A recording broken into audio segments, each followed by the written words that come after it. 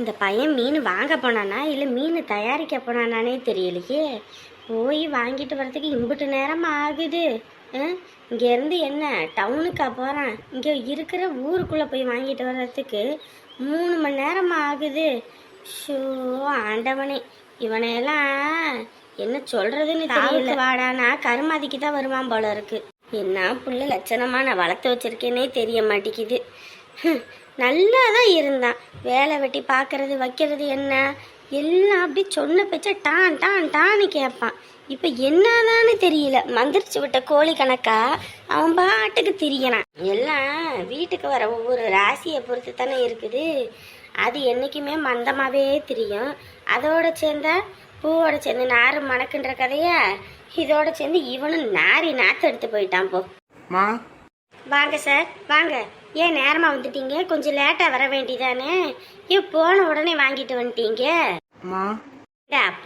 போன இடத்துலயே உக்காந்துக்கிறதா? நேரங்கிழமை வரணுன்ற அறிவு வேண்டாம். எவ்வளோ நேரம்? நானும் இந்த வெங்காயம் தக்காளி உரிச்சு வச்சுட்டு உட்காந்தே இருக்கிறேன். போயிட்டு உடனே வரத்துக்கு உனக்கு என்ன? இல்லம்மா, மணி ஆயிடுச்சுமா, கூட்டமா இருந்துச்சுமா. எவரு உனக்கெல்லாம் பொய் பேசலாம் வராது. நீயா பொய் பேசுறேன்னு சொல்லிட்டு என்கிட்ட நடிக்காத, சரியா? இல்லம்மா, உங்ககிட்ட பேசிக்கிட்டு இருந்தேன்னா எனக்கு மண்டவலி வந்துடும். உங்கள் அப்பா வேற பசின்னு வருவார். அவருக்கு நேரங்கிழமை நான் சமைக்கணும். முதல்ல மீனை கொடு. என்னைக்கும் ஒரு வேலை செஞ்சேன்னா கண்ணும் கருத்துமா இருக்கணும், தெரிஞ்சுக்க. என்னைக்கும் ஒரு வேலையை யாரும் குறை சொல்லக்கூடாது. அந்த மாதிரி அந்த வேலையை செய்யணும். எப்போ பார்த்தாலும் மந்தமாகவே போகிற வார என்னமோ பேய் அடிச்சு போச்சா? நல்லா 3 நேரமும் திங்க தானே செய்கிற. திங்கிற சோத்துக்காவது வேலை செய்கிறத பார். என்ன மீன் வாங்கிட்டு வந்த? சங்கராவும் அயிலையும் தான். ஏன்னா உங்க அப்பா வேற அவங்க ஃப்ரெண்டை கூட்டிட்டு வரேன். அவருக்கு சங்கரா தான் பிடிக்கும்னாரா, அதனால தான் வாங்கிட்டு வாங்கினேன். ஷோ மணி வேற ஆயிப்போச்சு. நான் எத்தனை மணிக்கு இதை பண்றது? சரி, அதான் சோறு 2 அடுப்புலயும் வச்சாச்சு. அதை எடுத்து வச்சுட்டு 2 பக்கமும் தாளிச்சு விட்டோம்னா 2 வேலையும் ஆயிடும் டக்குன்னு. ஏமா சீக்கிரம் சமமா, எனக்கு வயிறு கப கப கபன்னு பசிக்குது. சரி, எனக்கு என்ன 10 கையா இருக்குது? நானும் ஒவ்வொன்றா செய்யணும். இங்க வருமா, நல்லா காரசாரமா சுருக்குன்னு வையே. புளிய வேற ரொம்ப ஊத்திப்படாத, பல்லு கூசும். அப்படின்னா உனக்கு தெரிஞ்ச நீ வேணா உனக்கு தெரிஞ்ச மாதிரி வையி. சரிம்மா, கோப்படாத, செய். இங்க பாரு, செஞ்சுக்கிட்டு இருக்கும்போதே சும்மா 100 இது சொல்லிக்கிட்டு இருந்தேன்னு வையி. அப்புறம் நீ செய்யணும் விட்டு போயிருன்னு சொல்லிவிட்டேன். இல்லம்மா, அண்ணி மீன் குழம்புலாம் சூப்பரா வைப்பாங்க. அவ சூப்பரா வைப்பா, நீ சூப்பரா வலிச்சு நக்கத்தானே செய்வ. அவளை மாதிரி வேலை செஞ்சு கத்துக்கடி. அப்பதான் அவ இல்லைனாலும் நம்ம அந்த இதை பண்ண முடியும்னு சொன்னா அதை உன மண்டைக்கு ஏறாது. பிறந்த வீட்டுல இருக்க வரைக்கும் தாயின் செயல், புகுந்த வீட்டுக்கு போனோனையும் பிள்ளையின் செயல், வெங்காயத்தின் செயல். போ அங்கிட்டு. குழம்பு கொதிச்சிருச்சு, மீனை மட்டும் கழுவிட்டு எடுத்து போட்டுற வேண்டி. எப்பா என்ன டைட்டா கட்டி வச்சிருக்கான். கொஞ்சமாவது லூஸா கட்டுறது இல்ல. வீட்டுக்கு வந்து இதை அவுக்கிறதா இல்லை கீழே கொட்டுறதானுது. ஏமா உன் மாப்பிள்ளை பரவாயில்லம்மா. என் மாப்பிள்ளைக்கு என்னடி குறைச்சலு? ஏமா இதுவே வேற ஒரு மாப்பிள்ளையா இருந்தா கல்யாணத்துக்கு முன்னாடி இப்படி பொண்டாட்டி வீட்டுக்கு வாங்கி கொடுப்பாங்களாம்மா? கல்யாணத்துக்கு முன்னாடியா? கல்யாணத்துக்கு அப்புறம் கூட ஒருத்தனும் வாங்கி கொடுக்க மாட்டான்.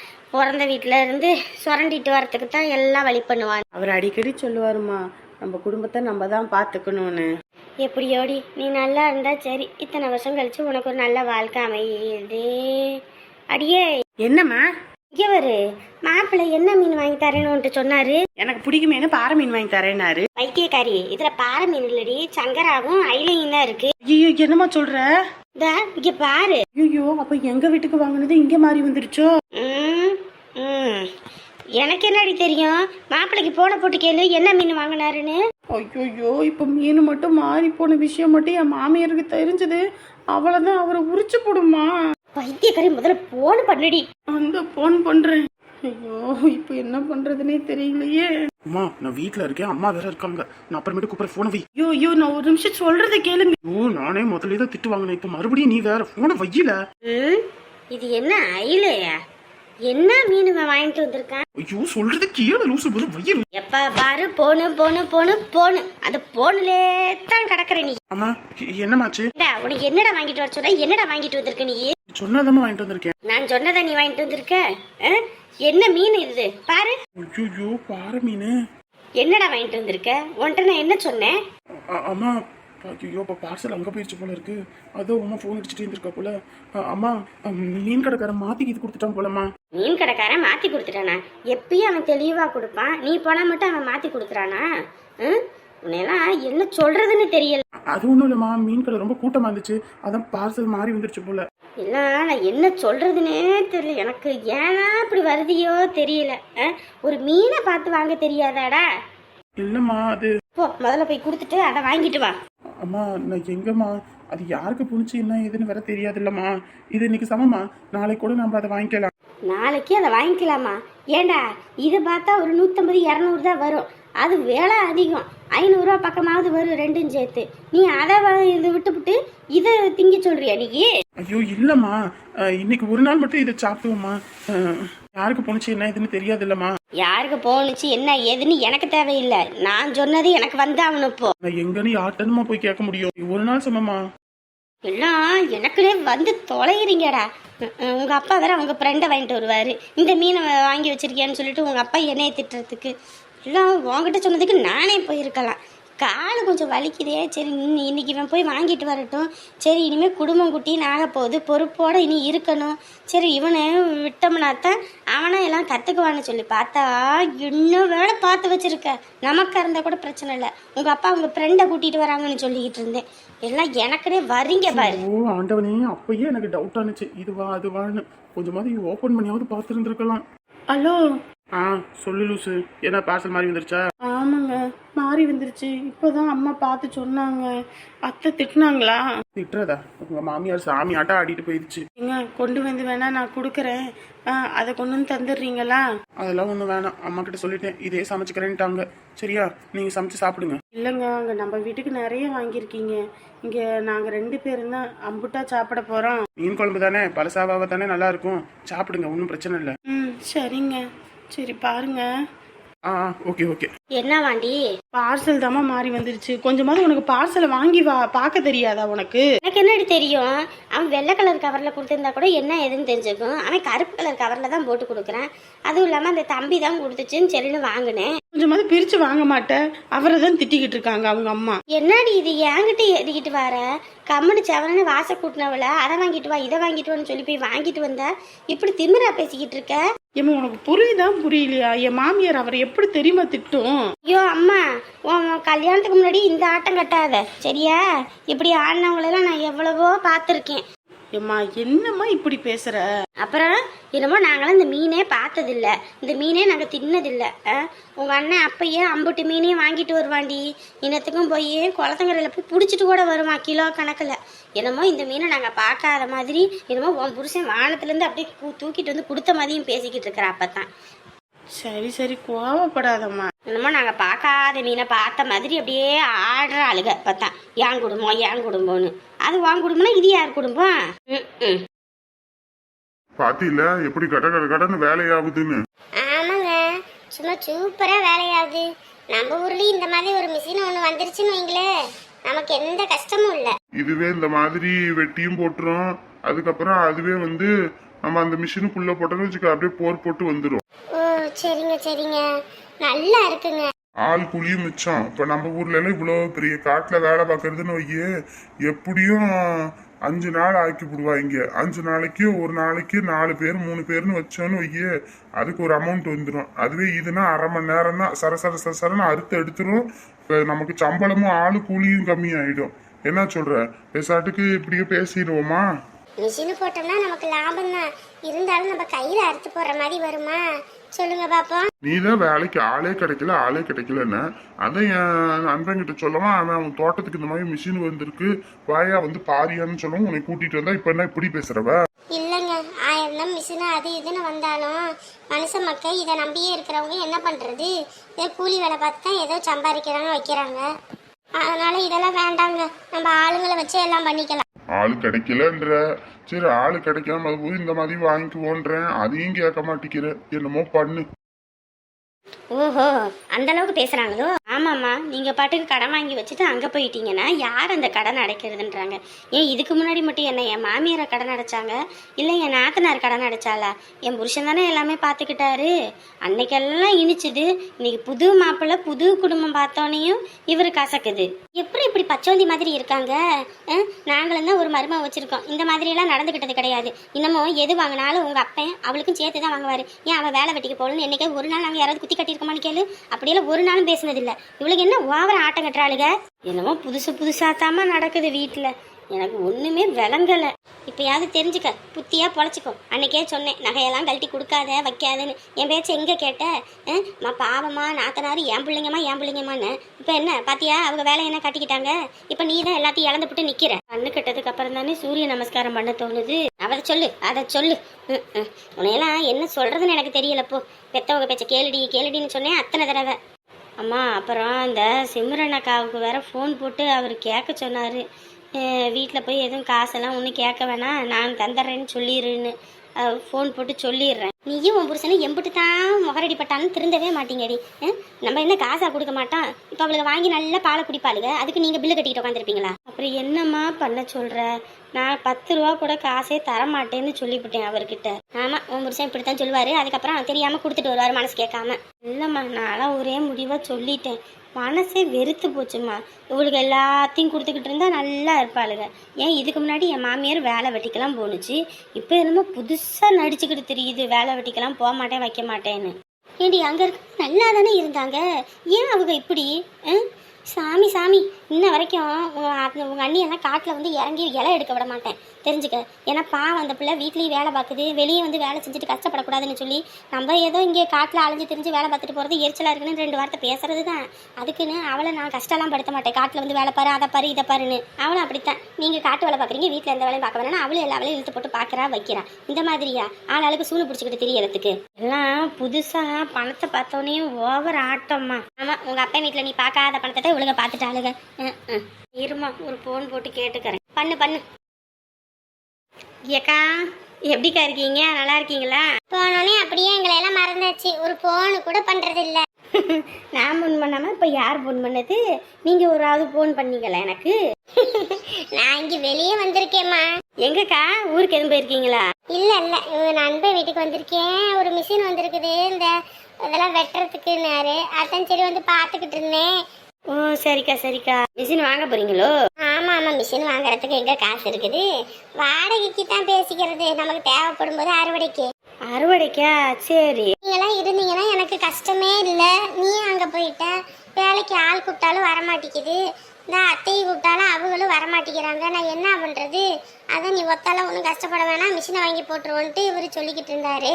அதான் கூட்டிட்டு வந்து காட்டினாரு. ஓஹோ, நம்ம அத்தையை கூப்பிட்டீங்களா வேலைக்கு? கூப்பிட்டேம்மா, வாரேன் நாங்க, அப்புறம் வரவே இல்லை. அப்புறம் எதுக்கு சும்மா போய் அவங்கள கூப்பிட்டு நம்ம தொல்லை பண்ணணும்னு தான் நான் கூப்பிடல.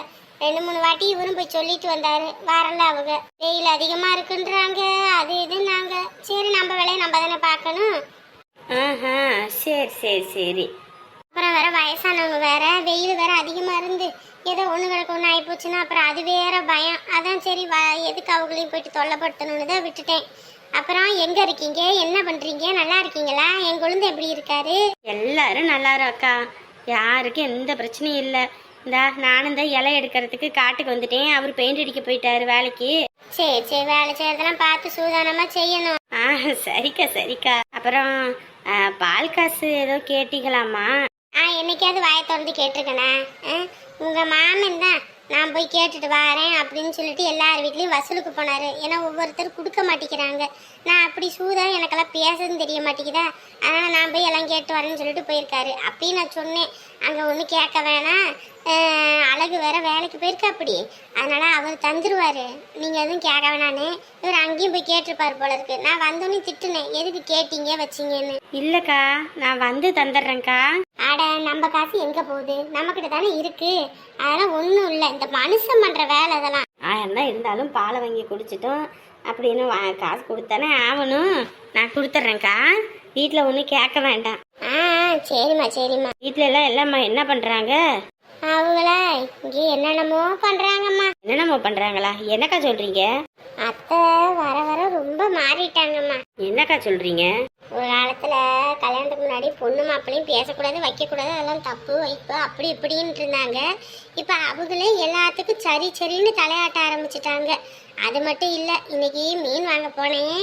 போன இடத்துல அந்த பையன் இருக்கான்ல, அந்த சாமி, ஆ அந்த பையன் இவங்களுக்கு மீன் வாங்கி கொடுக்கறது வைக்கிறது அதெல்லாம் வாங்கி கொடுக்கட்டும் வைக்கட்டும், நம்மளாம் இல்லைன்னு வேணான்னுலாம் சொல்லலை. ஏன்னா நீங்களும் இல்லை, வாங்கி கொடுக்கறதுல தப்பு இல்லை. இருந்தாலும் கல்யாணத்துக்கு முன்னாடி இப்படி வாங்கி எல்லாம் சாப்பிட்டா நாளை பின்ன சொல்லி கட்ட மாட்டாங்களா? நான் தானடி வாங்கி கொடுத்தேன் அப்படி இப்படின்னு ஏதோ ஒரு சண்டையில் சொல்லி கட்டிவிட்டா எம்பிட்டு அசிங்கம் அதெல்லாம். என்ன அத்தைக்கு இப்படி புத்தி போகுது? நமக்கே கஷ்டமா போச்சுமா. ஒன்று வேணும்னு கேட்டிருந்தா நானாவது காசு கொடுத்து வாங்கி கொடுத்துருப்பேன். இல்லை நீங்கள் காசு போட்டு விடுவீங்க, நான் வாங்கி கொடுத்துடலாம், என்ன பண்ணிடலாம். அதை விட்டுவிட்டு இப்படி வாங்கி சாப்பிட்டா இன்னும் தங்கத்துக்கு தெரிஞ்சா என்ன ஆட்டம் ஆடுவா. என்கிட்ட இதுலேயும் போயிட்டு நான் இங்கே நிற்கிறேன்னு சொல்லி என்கிட்ட ஒன்றும் சொல்லக்கூடாதுன்னு அப்படியே மறைஞ்சி நின்றுக்கிட்டு இருந்தாங்க. அப்புறம் எனக்கு பார்த்தோன்னே தெரிஞ்சு போச்சு. நான் ஒன்றும் தெரியாத மாதிரி இருந்துக்கிட்டேன். அப்புறமேட்டுக்கு போனோடனையும் வந்து என்கிட்ட கூப்பிட்டு சொல்கிறாங்க, தங்கத்துக்கிட்ட மட்டும் எதுவும் சொல்லிடாதம்மா, தெரிஞ்சா ஆஞ்சு விடுவாயினே அப்படி இப்படின்னாங்க. நமக்கு எதுக்கு தேவையில்லாத வம்பு, நம்ம யார்கிட்ட போய் சொல்ல போகிறோம் அப்படின்னு நானும் எதுவும் கண்டுக்கலை. ஓஹோ, ஆள் இல்லாத நேரத்தில் இந்த வேலையெல்லாம் நடக்குதோ? நீ இது குழந்தைங்கிட்ட எதுவும் சொல்லிவிடாத, அப்புறம் அவரு நம்மள தப்பா நினைச்சுக்குவாரு. என்னடா இதை வந்து நம்ம கிட்ட சொல்லிவிட்டாங்களே அப்படின்னு இந்த அத்தை வரை என்கிட்ட இருந்து நினைச்சுக்க போறாங்க. நினைக்கிறது என்னக்கா இருக்குது? நம்ம என்ன வாங்கி போடாமையா இருக்கோம்? இல்லை எதுவும் கொடுக்காம இருக்கோமா? கொஞ்சமாவது அறிவு வேண்டாம்? இதெல்லாம் போய் வாங்கி திங்கிறதா? அதுவும் இல்லாம 2 பேரும் எங்கேயோ ஊர் சுற்றி இருக்கும்போது நடுரோட்டில் வச்சு பிடிச்சி திட்டிவிட்டா போல இருக்குது. உங்க மாமியாரை பிடிச்சி என்ன புள்ள வளர்த்து வச்சிருக்க, இப்படியே சுற்றி போட்டுக்கிட்டு நீ இருப்ப அப்படின்னு. ஓஹோ, ஒரு ஆம்பளை இல்லைன்னொன்னே இந்த வேலையெல்லாம் நடந்துக்கிட்டு இருக்கா? எல்லாம் என்ன சொல்கிறதுன்னு தெரியல. இதெல்லாம் பெரிய மனுஷியா? இங்கே நீ எல்லாம் வார்த்தையை விடாத, விடு விடு. அவங்க அப்படின்னா நம்மளும் அப்படியே இருந்தோன்னு வை, அப்புறம் அவங்களுக்கு நமக்கு வித்தியாசம் இல்லாமல் போயிடும். ஏக்கா, நம்ம என்ன வாங்கி போடாமையாக்கா இருக்கிறோம்? ஊர்லேருந்து வரும்போது கூட கையில் காசு இவர் கொடுத்துட்டு தான் வந்தார், 3000 பக்கம். அதை வச்சு வாங்கி திங்க வேண்டியதானே? யார் வேண்டானா? என்ன பொழப்பு பொழைக்கிறாங்கன்னே தெரிய மாட்டேங்குதுக்கா. எரிச்சலாக இருக்குதுக்கா. இங்கே கஷ்டப்பட்டு சம்பாதிக்கிறத கடங்காரன் வாரான்னு சொல்லிட்டு மூஞ்சில் அடித்த மாதிரிலாம் பேசுகிறாங்க வேற. அத்தை இப்படி மாறுவாங்கல்ல சத்தியமாக நினச்சே பார்க்கலம்மா. ஸோ எனக்கு அதை நினச்சாலே ப்ரெஷர் ஏறிடும் போல இருக்கு. சரி சரி, நீ வேலை பார்க்குறேன்ற அதை எதுன்னு யோசிச்சுக்கிட்டு இருக்காது சரியா? அவங்க புத்தி என்னன்னு தெரிஞ்சிச்சுன்னா நம்ம அதுக்கு ஏற்றாப்புல இருந்துக்கணும். சரியா? பார்த்துரு. அதுவும் இல்லாமல் உங்கள் மாமன் வேற பக்கத்துலேயே இருக்காரு, என்னால் அதிகமாக பேசவும் முடியல. சரியா? நான் அப்புறமேட்டுக்கு வீட்டுக்கு போயிட்டு வேளாவரியாக பேசுவேன். வைக்கிறேன். சரிக்கா. சரி. என்னடி என்ன? நாங்கள் இல்லைன்னொன்னையும் அங்கே என்னென்ன கூத்து நடந்துக்கிட்டு இருக்கு தெரியுமாம்மா? என் மாமியார் இருக்காரி பிள்ளைய அங்கங்கன்னு பேச விட வேண்டியது. அவள் வீடே தங்காமல் ஊரே சுற்றுவா. அவங்க பிள்ளையெல்லாம் சுற்றுறது தெரியாது. நம்ம பிள்ளை எங்கிட்டாவது போகிறான்னா ஆட்டம் கட்டிக்கிட்டு வருவாங்க. என்ன பிள்ளை லட்சணமாக வளர்க்குற, கொஞ்சமாக வளர்க்க தெரியாதா, வைக்க தெரியாதான்னு. நமக்கு மட்டும்தான் எல்லாம், அவங்களுக்கு எதுவும் இல்லை. இதுலேயும் வேற அந்த மாப்பிள்ளை பையன் இன்னைக்கு மீன் எடுத்து கொடுத்தானாம்மா. போய் என் மாமியார் தான் வாங்கிட்டு வந்தாங்களா? கொஞ்சமாவது அறிவு வேண்டாம்? இதுலேயும் சிம்ரனக்கா இருந்துச்சாமா, அதுக்கு தெரியக்கூடாதுன்னு பதுங்கி இருந்து போய் வாங்கிட்டு வருதாமா. தங்கத்துக்கிட்ட சொல்லிடாதுன்னு கடைசியில் சொல்லிட்டு போகுதான். என்னானே எனக்கு ஒன்றும் புரியலம்மா. என்னங்கடி இப்படி? ஐயா, இதெல்லாம் நம்ம குடும்பத்துக்கெல்லாம் செட் ஆகாதே. என்னன்னே நான் சொல்கிறதுன்னு தெரியல. புத்தி கெட்டு போய் தான் 2 பேரும் தெரிஞ்சுக்கிட்டு இருக்காங்க. ஏதோ அவளுக்கு தான் சின்ன பிள்ளை ஏதோ விவரம் கெட்டத்தனமா எல்லாம் பண்ணிக்கிட்டு இருக்கா, வச்சுக்கிட்டு இருக்கா. உன் மாமியாருக்கு என்ன? கல்யாணத்துக்கு முன்னாடி இப்படிலாம் வாங்கி சாப்பிடலாமா? அதெல்லாம் தப்பு இல்லையா? ஐயோ எல்லாம் தின்னு கெட்டவங்கன்னா இதுதான். நாளை பின்ன அவங்க குடும்பத்திலனா தங்கத்துக்கு தெரிஞ்சதுன்னு வச்சுக்க, நல்ல நடு சந்தில் நடு மத்தியில் நிற்க வச்சு நாக்க பிடுங்கம்மா கேட்பாம்மா. கேட்குற கேள்விக்கு ஒவ்வொன்றும் பதில் சொல்ல முடியாது. எங்கள் ஊர் தலைவர் மார்களே வாயை திறக்கிறாங்களா? அடங்கி போய் தான் கிடப்பாங்க. தங்கம் வாரானாலும் அப்படியே ரவுடி வாரான்ற மாதிரி பயந்து நடுங்கி போய் கிடப்பாங்க. அவங்க வீட்டில் போய் இதெல்லாம் பண்ணலாமா? ஏற்கனவே ஆகிய ஏதோ பிள்ளைய அங்கே இங்கேன்னு சுத்த விட்டு அவள் வந்து தண்ணி எடுக்கிற இடத்துல வச்சு நல்லா போட்டு விட்டு போயிருக்காளாமா என் மாமியார். இதெல்லாம் தேவையா? மான மரியாதை எல்லாம் சேர்த்து வாங்கி விட்டுட்டு தான் உன் மாமியார் நிம்மதியாக இருக்கும் போல இருக்கே. ஐயா, இது என்ன இப்படி ஒரு கன்றாவியாக இருக்குது? சீ. என்னமோ அவங்க என்ன நினைப்பாங்க, நம்ம வாங்கி போடாமல் இருக்கோம் போல இருக்குது. அதனால தான் அவங்க வந்துட்டு இப்படி வாங்கி சாப்பிட்டுக்கிட்டு இருக்காங்கன்னு நினைக்க மாட்டாங்க. ஒரு இது வேண்டாமா? இப்படி எல்லாமாடி இருப்பாங்க? இதெல்லாம் எனக்கே புதுசா இருக்குது. என் புள்ள அன்னைக்கு வண்டியில ஏறிட்டான்றதுக்கோசரம் அவளை அந்த பேச்சு பேசினுச்சு தெரியுமாம்மா. இன்னைக்கு இவங்க புள்ள பண்றது தப்பு இல்லையா, இவங்க பண்றது தப்பு இல்லையா? ஸோ அதுகளை நினைச்சாலே நமக்கு தாண்டி இதாக இருக்குது. நீ அந்த கன்றாவியில விட்டு ஒளி. மாப்பிள்ளையும் முதல்ல அங்கே அனுப்பாத, அதுதான் நல்லது. இவளுக்கு நல்ல தின்னு கடங்கன்னு இருக்காளுங்க. வேலைக்கு அவங்க கூப்பிட்டாகலாமா? வெயில் அடிக்குதான் குளிர் அடிக்குதான் போகலையாமா. ஏன் இதுக்கு முன்னாடி வெயில் அடிக்கலையாமா? 3-4 வாட்டி கூப்பிட்டாங்களாமா. போய் வேலை பார்க்கறதுக்கு என்னம்மா? கல்யாணத்துக்கு அவன் ஒருத்தன் கஷ்டப்பட்டுக்கிட்டு கிடக்குறான். நம்ம ஏதோ ஒன்று பண்ணுவோம் வைப்போம். ஏதாவது ஒரு அக்கறை வெங்காயம் இருக்குது. கல்யாணம் பண்ணணும் கல்யாணம் பண்ணணும். காசு வானத்துலேருந்து கொட்டுதா இல்லை பணமரம் இது உள்ளே வச்சிருக்க நினைச்சோன்னு எடுத்து கொடுக்கறதுக்கு? எத்தனை நாளைக்கு இந்த ஆட்டன்னு நானும் பார்க்குறேம்மா. இனிமேலாம் இவங்களுக்கு பாம்புனியம் பார்த்தோன்னு வை, என்னை விட ஏமாளி கோமாளி இந்த உலகத்தில் யாருமே இல்லை. இருக்கட்டும், நான் பார்த்துக்கிறேன்.